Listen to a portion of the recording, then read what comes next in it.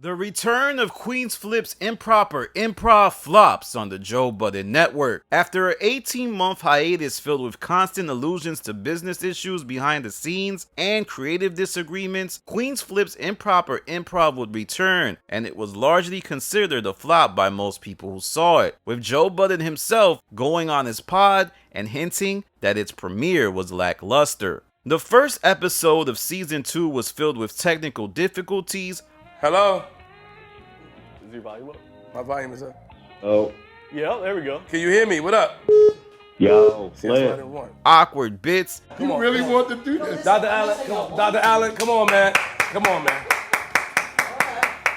And a poorly executed integration of Shampoo, a beloved figure of Flip the Network, Howard Stern, and Starbuck Wild. At the end of this video, I'm going to get into what this means for Flip, as he was very vocal about needing creative control, yet when he received it, seemed ill-prepared. From the start of season 2, it was clear that there was a new setting that was very different from season 1, which was Joe's studio. Now, it was a one-piece themed set that to me made no sense, because how exactly does it connect to Improper Improv? It robbed the show of its unique flair and attached it to an anime which I'm certain not many people in Joe's audience watches. I think Flip should have taken One Piece as an influence for his new set, but not completely rip it off. Immediately at the start of the show, things go left when Flip tries to use the phone and they don't work at all. The callers can't hear Flip, and one has to wonder if they even attempted a test run of the show. After that, Flip disses the bloggers. You know the problem with some of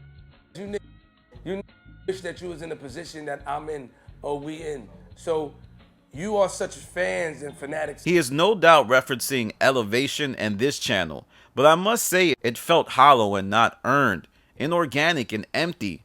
In the last season of Improper Improv, it was spontaneous, and this came off like Flip looking to stabilize his show with something entertaining because nothing was going right. The phone calls continued to not work, and then Flip goes on another rant about fake fans. You start to notice a pattern with Flip. When things go wrong, he engineers an outburst to deflect. Then Ian launches a bit involving an actor who was portraying a therapist. Boy, was that awful, as the actor did not appear to know much about Flip and was winging it.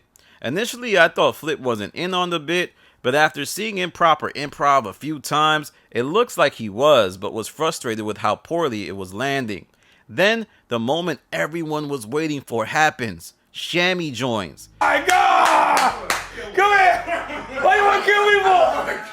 No! This was surprising to some because Shampoo and Flip had fallen out, with the two exchanging shots at each other. Their issues stemmed from years of working together and never truly getting on the same page. Everywhere I've been, everybody's show or platform I've been involved with, I give it my all.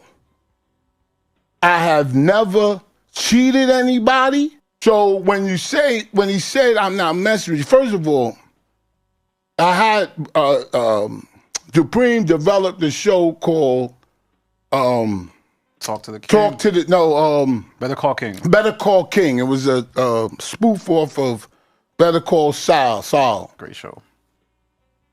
Ian Schwartzman said, pitch me a show, right? And simultaneously, Flip was telling me, yo, I'm going to try to get you a show up here. Meaning, I get on Joe's network, right? Things changed. It said, well, you going to be on my platform. Your show, I'll put your show on my platform, like that show, right?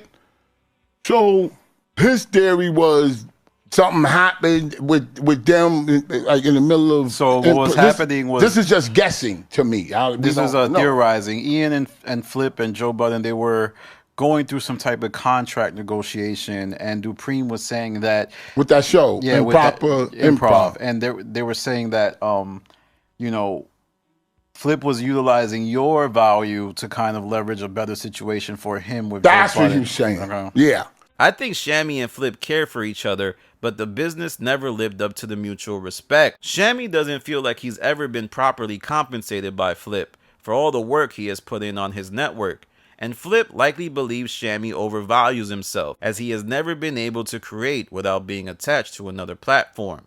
But that's just my guess. This moment for me was the high point, but boy was it ruined with Ian's therapist bit that was still going on and made no sense.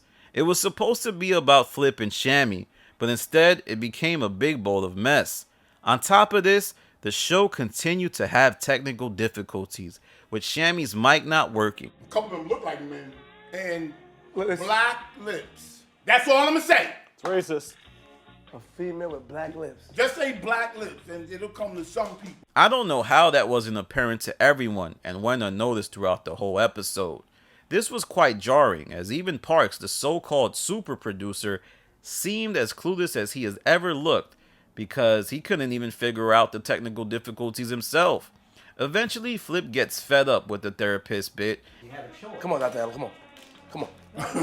Dr. Allen, come on, come on. You trying to get turned on in this. Come on, we got this. Come on. Thank you, Dr. Allen. Dr. Allen, everybody. And is moments away from snapping, all while members of the show watch the live taping off camera to monitor the quality of the stream. Somebody's playing audio back there. It's triggering me. Whoever's watching the show back there, the noise is bleeding into here. Flip is irritated by this and calls it out because the sound is distracting to him. My guess is they were trying to see how things were sounding and were taken aback by how bad it was coming across the airwaves. Flip then finally snaps and is completely done with the therapist bit, and it looks like he is about to violate the actor playing the therapist. Ian then breaks into the shot. What's going No, on? he said, "Do you ain't want no this?" way in hell is that big. Now, this might look staged, but I think Ian was genuinely concerned that Flip was about to do something off-putting to the actor. Then it gets even messier when members of Flip's network appear, like Woody, Lansky, and Nicole. This made the show an even bigger mess and harder to execute for a first-time broadcast. Shammy and Flip continue to reconcile on air, but Shammy looks utterly disgusted by being around Flip's guests. And I asked you and Ian yesterday. Ian, didn't I ask y'all yesterday? Sit down. Please don't have me around these people. I'm 100% sure Shammy wants to be done with interacting with folks like Lansky, Woody, and Nicole, and probably believed Joe Budden would be on the show.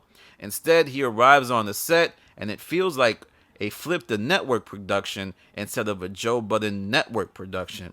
Shammy wanted to be on the Joe Budden podcast, not the Callers 2.0. This isn't me just talking either. There were visible signs of Shammy being upset. And you got touch it. and his stomach. Also, I have worked with Shammy, albeit very briefly.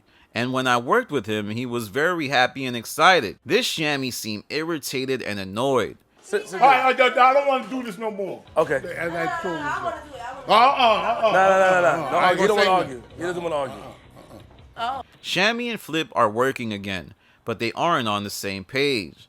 Another sign that the two are not gelling is when Flip would go on his Twitter and thank Shammy for appearing on the show, but would shout out the wrong Twitter account. The show continues on to be a mess, and Flip's brainchild crashes and burns.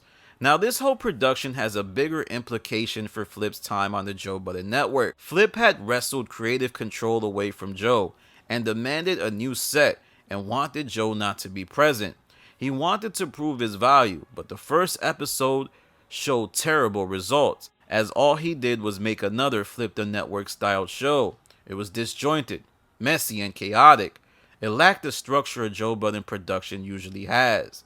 What made Flip work on the JBP was the marriage of Joe and Flip's approach to content creation.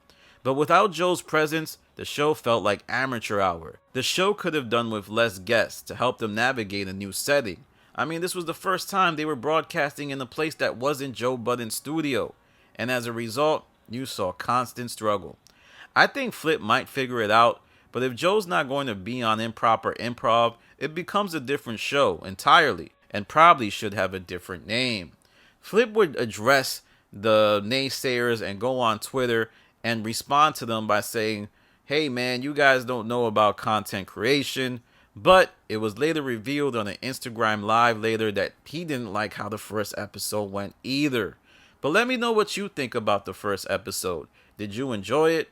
it seems to have gotten less views than last year's Improper Improv premiere, hovering around less than 120,000 views.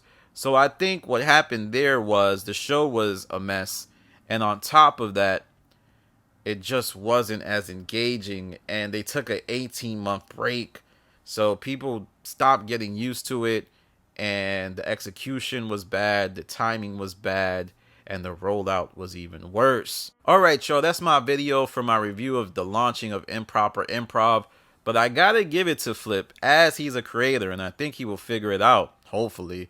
Still, there was somebody else on the network whose first show was even worse than Flip's, but that's another video coming real soon. Follow me on Instagram to Stop TV. Follow me on Twitter to Stop TV.